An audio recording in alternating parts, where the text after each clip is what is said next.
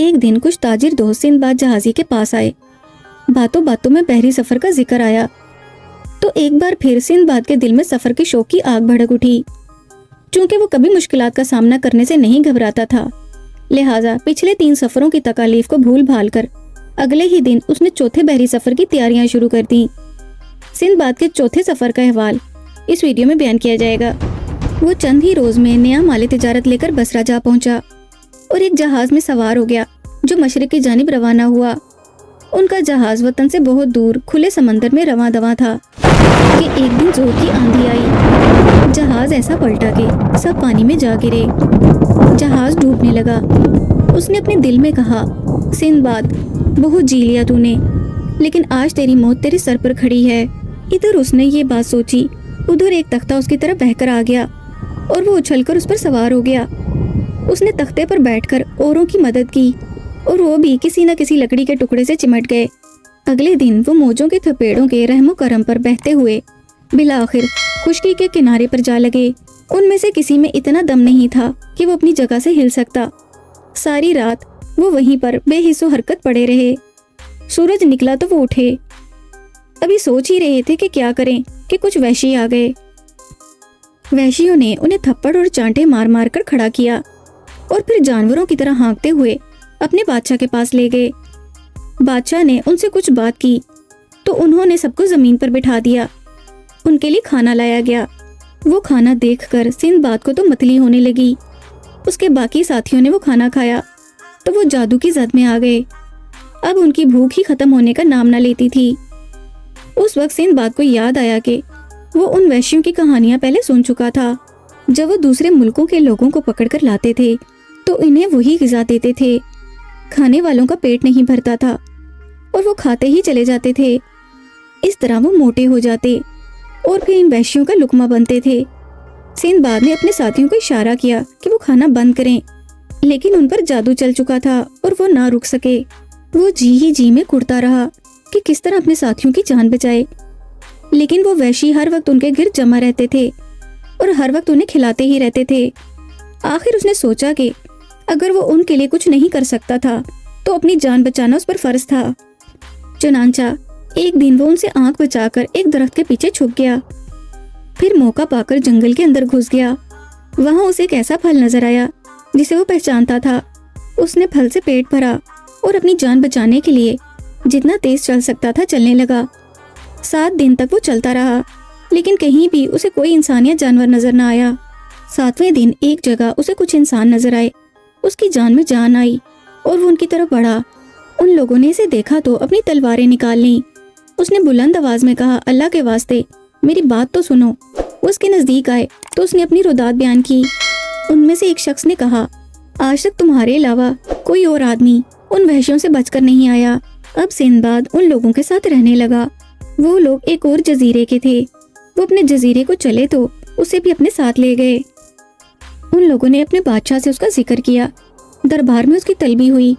اس نے اپنے بارے میں اور جو کچھ اس پر بیتی تھی سب حال بیان کیا. بادشاہ نے بڑی دلچسپی سے سنا. روزانہ اس کی طلبی ہوتی اور روزانہ بادشاہ طرح طرح کے سوالات پوچھتا اور غور سے سنتا تھا. اس بادشاہ کا جزیرہ خوشحال تھا.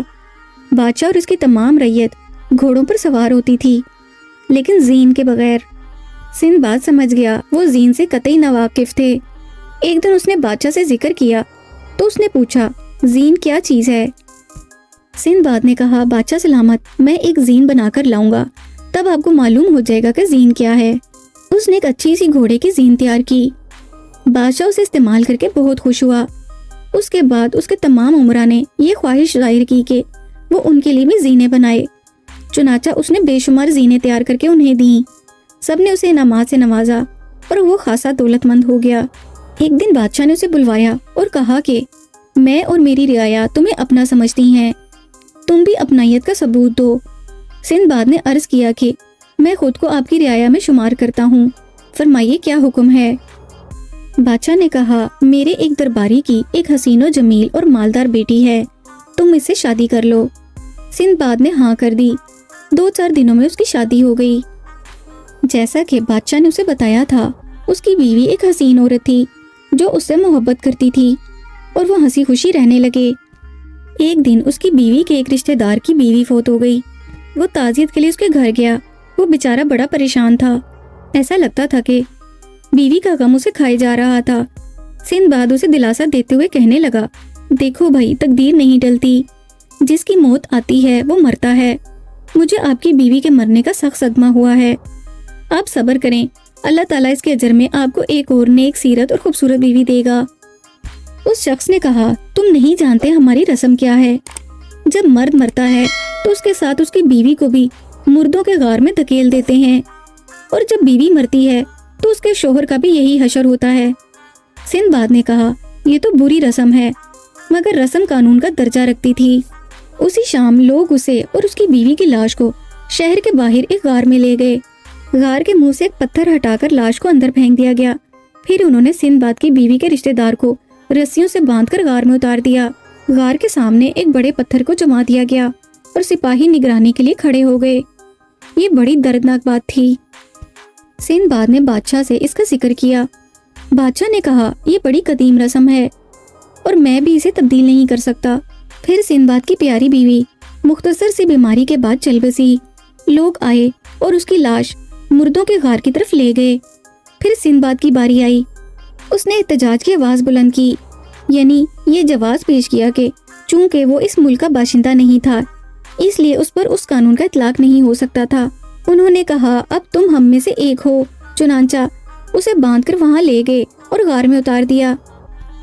اس نے بڑی عاجزی سے اللہ تعالیٰ سے دعا مانگی، اے میرے اللہ، میں مصیبت میں پھنس گیا ہوں، یہ مجھے اپنے قانون کی بھینٹ چڑھا رہے ہیں، تو مجھے بچا لے۔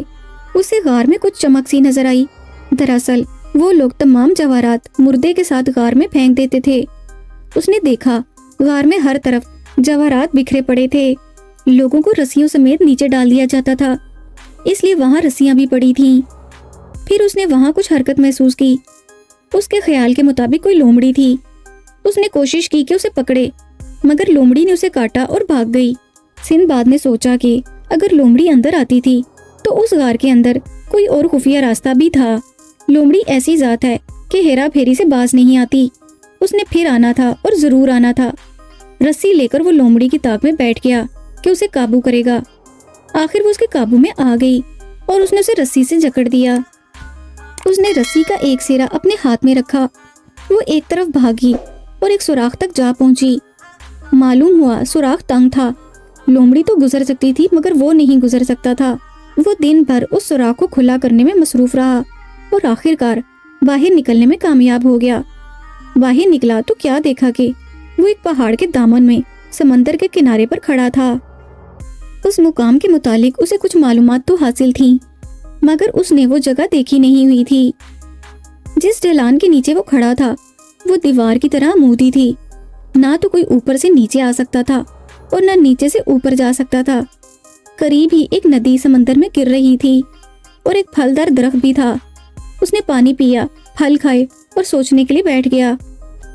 ایک ترکیب سمجھ میں آئی، وہ یہ تھی کہ یہاں سے ضرور کوئی جہاز گزرے گا، اس لیے اس کا انتظار کیا جائے۔ دوسری بات یہ سوچی کہ کیوں نہ اس غار سے ہیرے جواہرات لائے جائیں، اگرچہ اس میں خطرہ بڑا تھا۔ اس کے پاس کچھ رسیوں کے ٹکڑے تھے۔ اس نے سوچا اگر وہ سب کو جوڑ کر ایک لمبی رسی بنا لے تو غار میں اترنا اور باہر نکلنا آسان ہو جائے گا۔ چنانچہ اس نے ایسا ہی کیا۔ کئی بار غار میں اترا اور ڈھیروں جواہرات نکال لایا۔ غار سے کپڑے لا کر ایک بوری بنائی اور اسے جواہرات سے بھر لیا۔ اب مناسب یہی تھا کہ وہ کسی جہاز کا انتظار کرتا۔ آخر ایک دن ایک جہاز آ ہی گیا اور یہ حقیقت کھلی کہ جہاز اس ندی سے تازہ پانی بھرنے کے لیے آتے تھے۔ اس نے کپتان سے بات چیت کی لیکن سارا بھید اسے نہ بتایا، بس اسے یہ بتایا کہ وہ کس مصیبت میں گرفتار تھا اور اگر کپتان اس کی جان بچا لے تو وہ اس کا صلہ دے گا۔ کپتان نے کہا وہ مصیبت زدہ لوگوں کو بچانے کی کوئی اجرت نہیں لیتا تھا، وہ صرف اللہ سے اجر کا طلبگار تھا۔ چنانچہ وہ اسے بخیر و عافیت وطن لے گیا۔ اب کی بار سندباد نے ارادہ کر لیا تھا کہ وہ اب کبھی بحری سفر نہیں کرے گا۔ سچ تو یہ ہے کہ محنت کے بغیر انسان کو راحت نصیب نہیں ہوتی، اس لیے اگر زندگی میں امن و سکون چاہیے تو خوب محنت کرنی چاہیے۔ محترم ناظرین، اگر آپ کو سندباد جہازی کے چوتھے سفر کا یہ واقعہ پسند آیا ہو تو اس ویڈیو کو لائک اور شیئر کیجیے اور اس طرح کے مزید واقعات سننے کے لیے ہمارے چینل وشال اسلامک اسٹوریز کو سبسکرائب کیجیے۔